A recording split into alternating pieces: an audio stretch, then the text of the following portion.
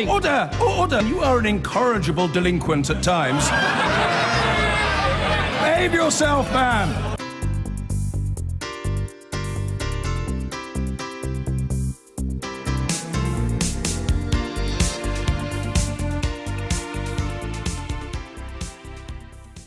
They leave everything behind, and they risk everything on the way.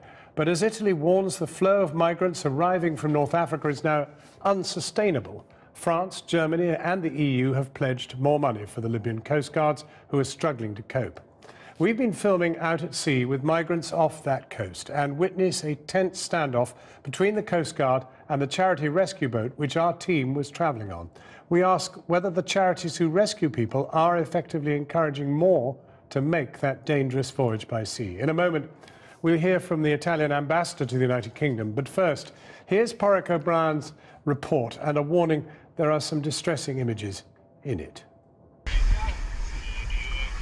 What you are about to see happened over the course of an hour in the dead of night.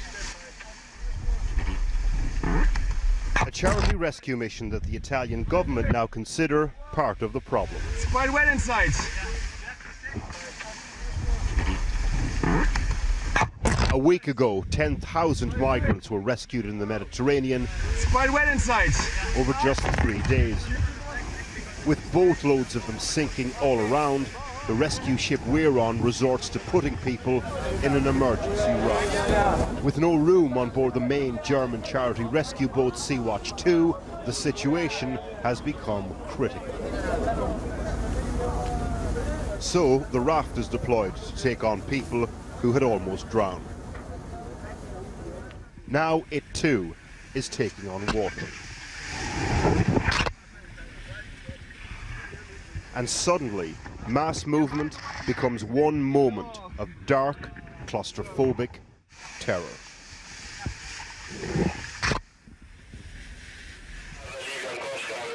Then into the mix a breakdown in communication. On the ship's security camera, the stern full of migrants under foil emergency blankets, the raft being towed behind. Then, out of the darkness, the Libyan Coast Guard, guns drawn.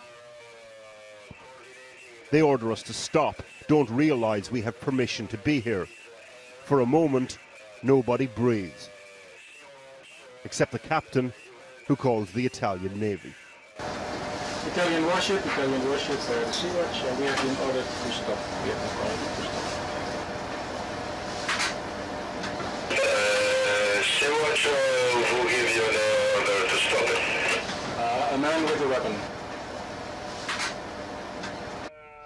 The situation was finally resolved and the Libyans stood down. But this incident speaks volumes about the fraught position rescue charities in the Mediterranean are putting themselves in. Make no mistake, as well as a rescue mission, this is a political act. And the organisation and the crew, by and large, have a left-leaning, open borders worldview, which some will find unpalatable. For example, what's happening in the stern as we speak, the political equivalent to nailing your colours to the mast. Part of the point of this mission is to force the hand of EU countries. By putting themselves on the search and rescue front line, the mission wants to expose the fact that governments aren't.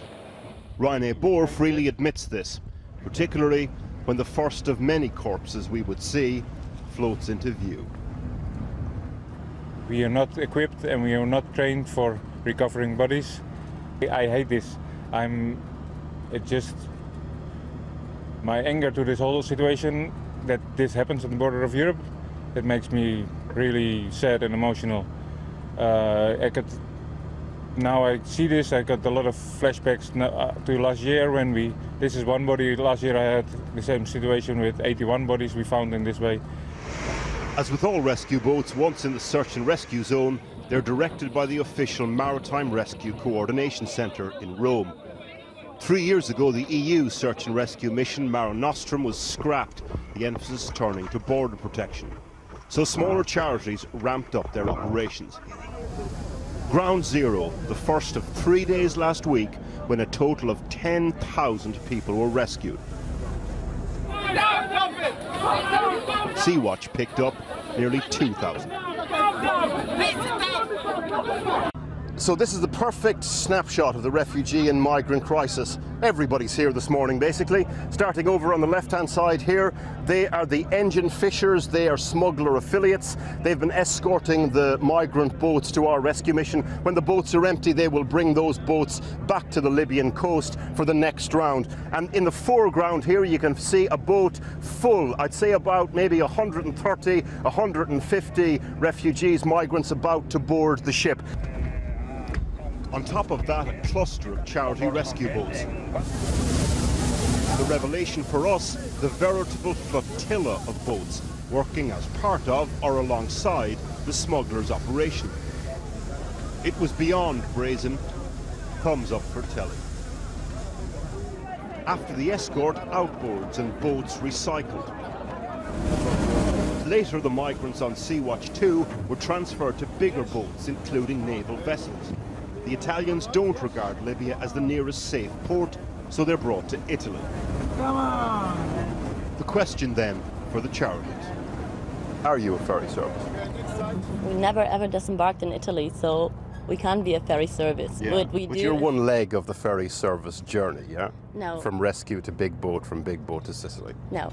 We are saving people out at sea in international waters from drowning. This is what we do. We provide a safe place on our ship until MRCC does its job.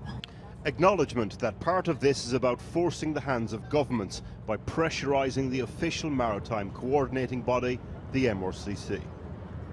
It's a maritime rescue coordination center, so this is their job, whether we're out there or not. What we do is saving lives at sea. That's all.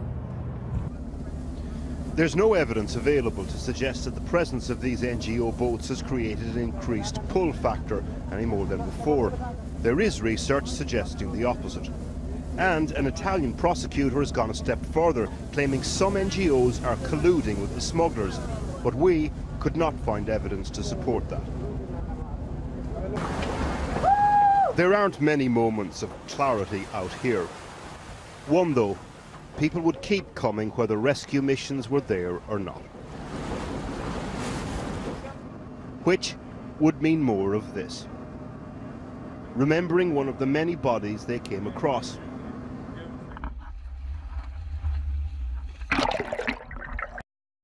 But not before they try to identify it for retrieval by another organisation. A graphic image follows, to be viewed without commentary.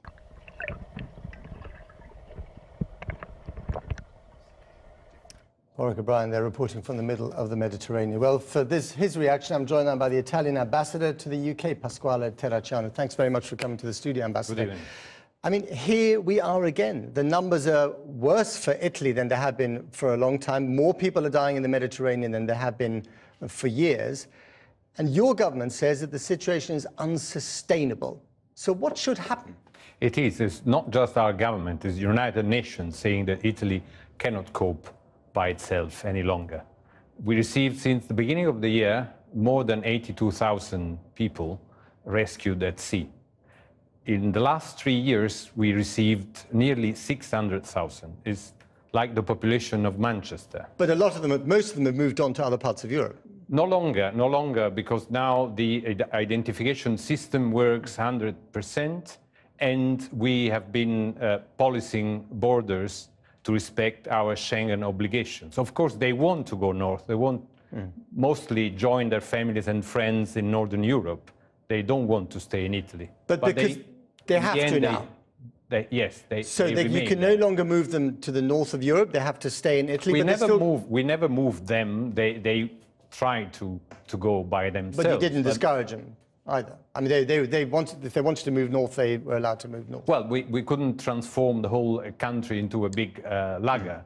But now there are stricter controls at the borders, so this is no longer easy for them to move north. So when the EU says it's going to give money to the Libyan Coast Guard to police the situation, does that actually solve the problem, given the mess that Libya is in? No, it's could be a mitigating factor.